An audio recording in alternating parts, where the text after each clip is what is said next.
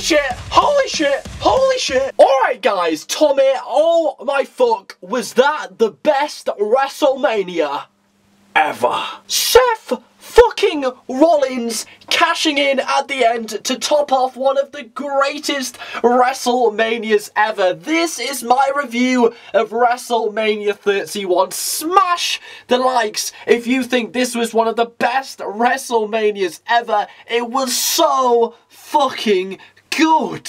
To top off an astronomical main event where Brock Lesnar absolutely demolished the guy that nobody wanted to see in the main event, it was topped off by Seth Rollins' music hitting, him running down to the ring, the crowd going wild, it turning into a triple threat match, and then Rollins pinning Reigns in the middle of the ring after curb stomping his face. The ex-Shield member wins the 2 World Championships.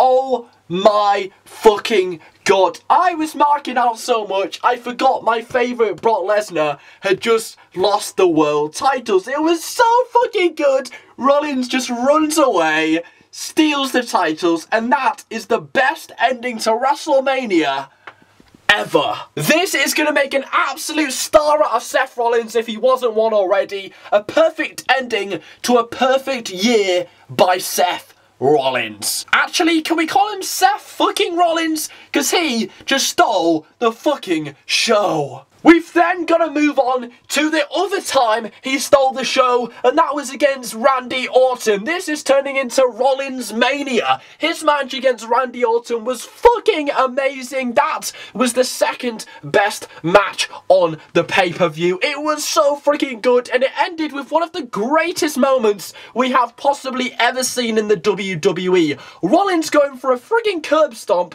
Randy Orton tosses him in the air. He's almost touching the moon. He is so high. And then Randy Orton, RKO out of nowhere. 1, 2, 3. That was fucking amazing. The match was so entertaining. It was so fun. It was absolutely bloody brilliant. Another bloody brilliant match was Sting versus Triple H. Now, this wasn't particularly the best wrestling match on the show, even though it was pretty good, but the story they told was bloody amazing. This was so freaking good. Who thought the Sting was ever going to be seen in the WWE? Not me, brother. We've got to mention the freaking entrances. Triple H as Terminator and Sting having his own brass band play him out at WrestleMania. Now that is better than the Super Bowl. But this was so freaking good. We saw DX come out and then the NWO, baby. It was so freaking awesome. They didn't really need them to come out. It was epic without them.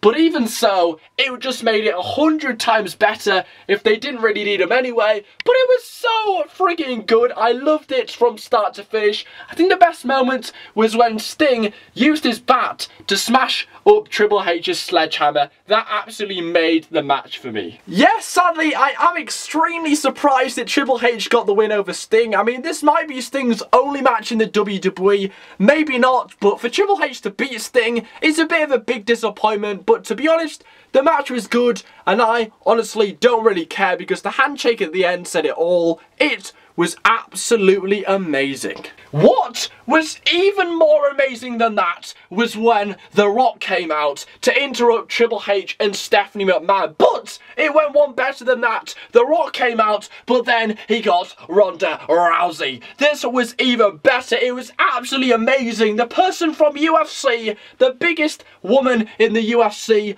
on the biggest show of the year for the WWE. Do you think you'd ever see that? I mean, I never thought I'd see Sting, but Ronda Rousey in the WWE? What? I think Stephanie versus Ronda Rousey has money all bloody over it. But this was so freaking good. Ronda Rousey, The Rock, taking out Stephanie and Triple H. It was so good. I mean, this segment went on for way too long. But really, I shouldn't be complaining because it was absolutely amazing. It was hilarious. Everybody loved it.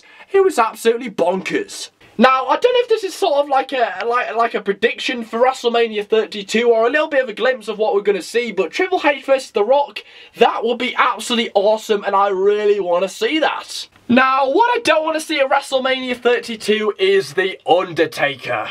Now, I'm pretty pissed off that the Bray Wyatt has been beaten for a second time at WrestleMania. Last year against Cena, he got buried. And then this year, he got absolutely buried, literally, by The Undertaker. Now, it's even worse this time because The Undertaker literally looked like a dead man. He was so slow. This match felt like it went on for a whole year. It was so bloody slow. There was stops every 5 seconds. It was dull. There was nothing happening. I mean, they were going through the motions, but it wasn't entertaining whatsoever. And they topped it off with Bray Wyatt getting beat in the middle of the ring. Come on, guys. Bray Wyatt's a beast. When the hell are they gonna realise it? This should have been Bray Wyatt's big opportunity to get himself over, beat The Undertaker, the match we always wanted to see, but WWE dropped the ball and gave the win to The Undertaker, even though he looked like a 60-year-old man. So WWE's biggest stars are still getting beaten by the old-timers. And that wasn't the only time Big Show won the Battle Royal. Big Show, is this 2005? This big fat fuck is so fat and so big, he's probably going to eat that trophy because he did not deserve to win this. Everybody was chanting Miz down. He turned on the Miz. That was cool. Everybody was clapping. They were cheering. They wanted to see that WrestleMania moment where Miz down tosses Big Show out of the ring to win the Battle Royal. But Big Show wins? How the hell does this make any sense? What the hell were they thinking? This isn't 2005 anymore. Come on, Big Show. You've already had your lunch. You don't need to eat that trophy. Get out of my face. We don't want to see you anymore. Why the hell are you winning this match? Mizdow should have friggin' won it. He would have been over so much. But sorry, usually I don't really like Battle Royals because you only really watch it to see who wins. But I thought this one was pretty good. But it just had a naff winner and it was absolutely spoiled. What didn't have a naff winner was the ladder match between Daniel Bryan and Co. This was freaking awesome. It did not disappoint. Everybody looked absolutely fantastic. It was so fun. The only thing I really didn't like about it was it wasn't given enough time. Give these guys more time because then they could have made it even better than what it already was. And probably the only disappointing thing was it was rather predictable Daniel Bryan was going to win. But when you don't have Daniel Bryan in the main event, I think that the worst they could have done here was for Daniel Bryan to win the title. They couldn't possibly have had him lose here. I mean, this was the best we were going to get, and anything but him winning the title here would have been a big shame for any Daniel Bryan fan. He couldn't possibly walk out with not winning that match, considering he wasn't even in the main event this year. He was in a freaking ladder match for the IC title. He had to win, didn't he? Slightly predictable, but it's going to bring some bloody great prestige back to that title, a long-awaited prestige back to that title. And the segment with all the famous stars that had won it in the past afterwards was a great way to pass the torch to Daniel Bryan and say, you know what, make this title what it used to be. Great moment, great WrestleMania moment. Rusev coming out on a tank. He gave Lana his tank earlier in the night. So, I don't think I'd usually say this, but John Cena beating Rusev was the best decision here. This is going to bring great prestige back to the United States Championship. Obviously, Daniel Bryan winning the other title is another option to bring great prestige back to that as well. But it also lets Seth Rollins carry the WWE on his own. This is going to bring back... give him so good opportunity to carry the WWE whilst you've got everybody else busy with the United States Championship and the Intercontinental Championship. This is Seth Rollins' big opportunity. We all know he's got it, but he's just got to do it. And also, obviously, John Cena beating Rusev, yep, that's great, because Rusev is dull. I don't like him at all. I find him really boring. He's been on a winning streak for far too long. It's almost a year now. John Cena winning made sense. The story was always built around John Cena winning for America. We've seen way too many times Rusev beating Americans. This was obviously the finale, the obvious ending, and John Cena did absolutely that. I think it's the best decision to make him the United States Champion because that's going to keep him busy whilst you've got Seth Rollins going on a healthy title run with the WWE Championship, and I'd rather see that than John Cena hunting for the title once again. Yeah, we've got to touch on it. Elliot Page beating the Bella Twins. Yes, finally, Nikki Bella is defeated. Finally, WWE sees sense and lets another diva beat Nikki Bella. I mean, she's been walking around too long as the Divas Champion.